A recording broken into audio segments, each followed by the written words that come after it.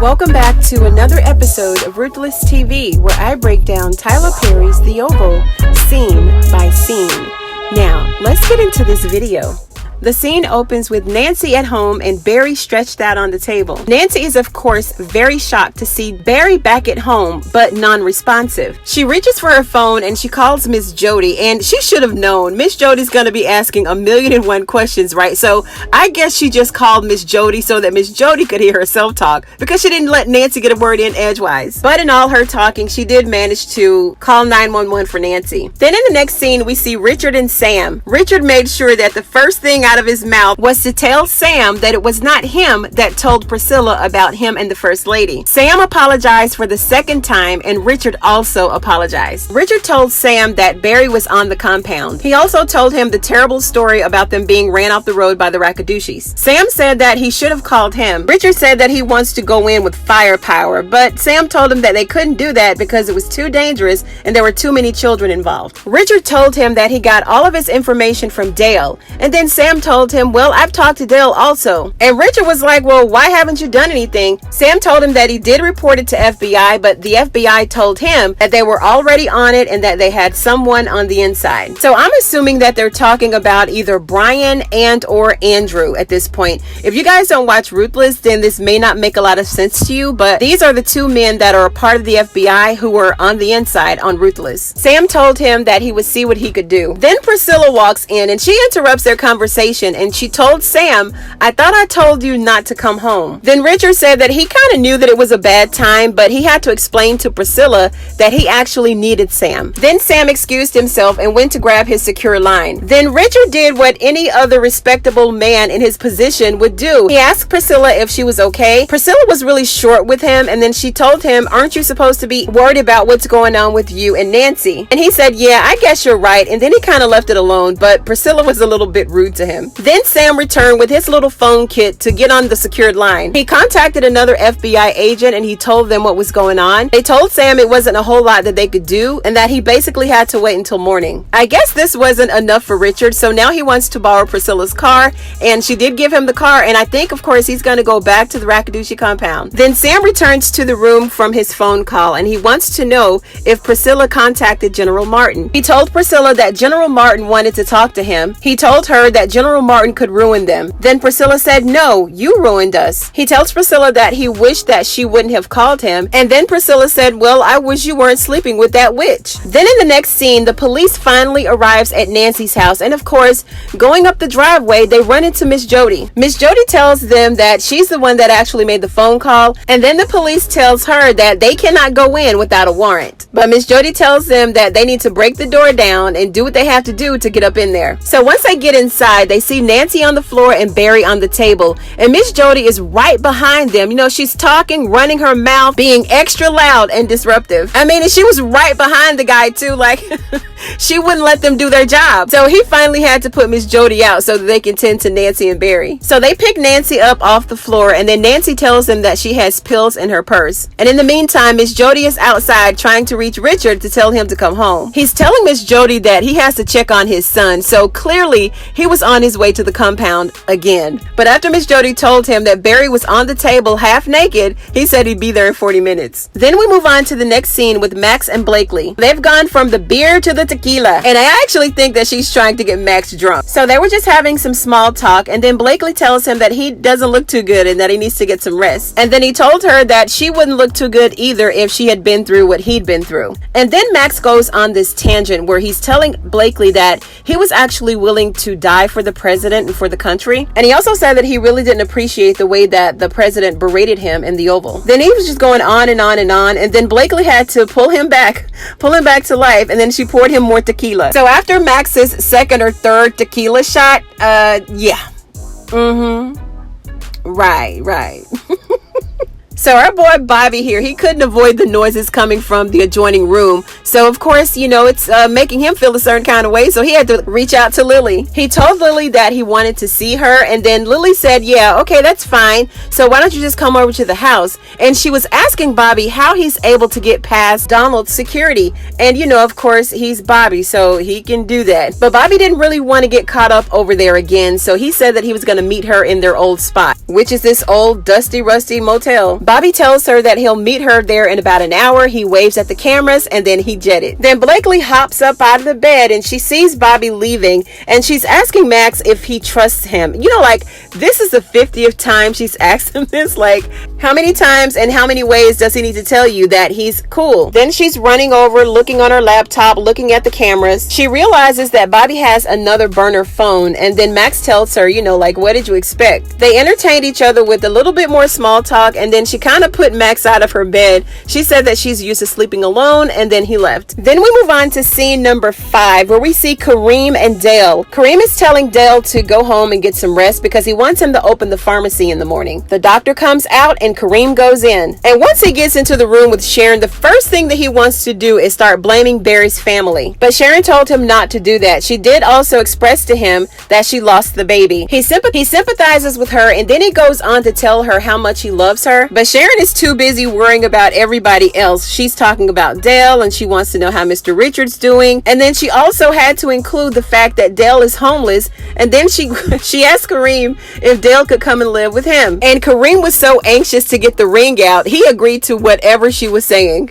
But I want to just kind of pause right here for just a quick moment, because Kareem didn't actually ask her to marry him. He said something along the lines of, I want to be with you forever and you're the only woman that I want to be with, or something like that. But he never actually said, will you marry me? But Sharon addressed it as such, and she's taking this as his proposal. So I guess we will take it as a proposal as well. So then we move on to the next scene, and we see Ellie arriving at her home. And then when she gets out of the car, Jason also gets out of the car. He's in her trunk. So as she goes in, she's about to take a shower, and Jason is right behind her, creeping and a peeping. And suddenly there's a knock at the door. Jason doesn't know what to do, so he hides under her bed. But anyway, it's Alan. Alan's at the door and he's coming to pick up his things. He says once he gets his things, he'll be on his way. He reaches beside the bed to get his shoes, but he doesn't quite feel them, so Jason pushes the shoes to his fingers and he picks them up that way. Before he leaves, he lets Ellie know that he's going to the press to report all the wrongdoings at the White House, and she lets him know that they're going to kill him if he does. Then we move on to the First Lady and Hunter. Victoria is wondering what her father wants to talk to them about, and she knows that because he's asking to speak with them, that it has to be something important. And Hunter's just sitting up in the bed, and he said, well, I don't care. I don't care what he wants to talk about. He said that he's no longer afraid of her father and he can do whatever the heck he wants. She wants to talk to Hunter about their plan because she thinks that her father is going to ask her about what happened to Jean. She tells him that if he does ask her, that she's going to give Jason up in a heartbeat. They kind of go back and forth, and they're split in between the fact that Jason may just be a serial killer or that he may just need help. Then Hunter tells her that he wants to get some sleep, and then he tells her to go and find Sam. Now, this is something that I've missed because I didn't think that he knew about the First Lady and Sam, but apparently he knows, and we kind of missed that scene somehow as to how he found out. Then we move on to the next scene where we see Richard pacing the hospital floor, and then Barry actually makes it to the hospital. They whizzed him on by, and then he actually mustered up the energy to talk to Nancy now. Nancy is explaining to him what happened, that she came home and she found Barry on the table. She also said that Barry had a lot of powder on him and a lot of drugs in his system. As Richard is asking for the doctor and the nurse, Dale chimes in with his knowledge of the Rakadooshis.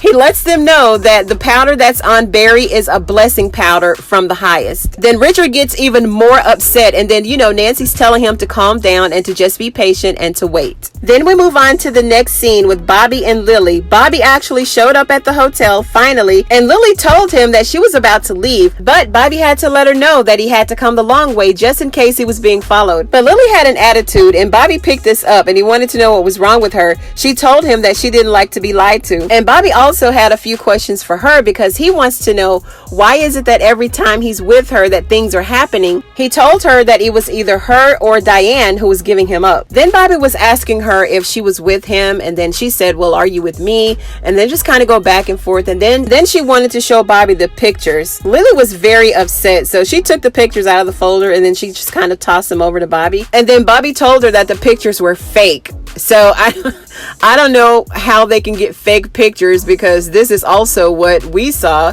because it's what they did. So I don't know how the pictures could be fake. So Bobby starts to get paranoid, and then he's, putting two and two together and thinking, of course, Lily is being tracked. So he said he had to go. And then Lily got upset once again, and she told him never to call her again. Then we move on to scene 10. We see Kyle giving Donald a call. It's about 3 o'clock in the morning. And of course, Donald is in the bed asleep. The reason that Kyle is calling is because he wants to tell Donald that Sam suspended him for 2 weeks. Cry me a river, Kyle. No one cares. And Donald basically let him know, this is not important enough to be talking to you at 3 a.m. So we'll just talk about this tomorrow. So of course, Kyle has to try and keep Donald on the phone as long as he can. So he then tries to tickle his ears to let him know that Lily was not at home and that she was at a hotel with someone. And of course, Donald wants to know who it is, who she's with. He told Donald that he would find out, and he also let him know that he has a track on Lily's car. And of course, Kyle is just loving the fact that Donald is upset with Lily. Even Donald is saying that he likes to see them argue. Look, this is going to be a very long 2 weeks for Kyle. He needs something else to do besides Donald, right? In this next scene, we see Kareem coming back to the lobby, and he sees Nancy and Richard. He lets them know that Sharon is fine and that they can leave now. And Richard tells him, we're not here to see her. Then old clueless Kareem gonna say, oh, did your son shoot you again? Like, that was very, very insensitive. So him and Dale took a walk to the middle of the hallway, where he gave Dale the keys because he wants him to open the pharmacy in the morning. He also told Dale that he could camp out at his place, and then Dale now knows that Sharon let the cat out of the bag about him being homeless. Then in this next scene, we see Nancy and Richard going to see Barry. And I've already done a scene breakdown on this particular scene, and I'll leave a link to it right up above. If you didn't see the video, go ahead and check it out, but I will go ahead and review it here as well. The nurse tells them that Barry has several drugs in his system. He's got alcohol, quaaludes, downers, uppers, PCP, cocaine, LSD, and of course this is very lethal, right? It's a wonder that Barry is still alive, seriously. She's letting them know that she's going to refer Barry to a drug rehab,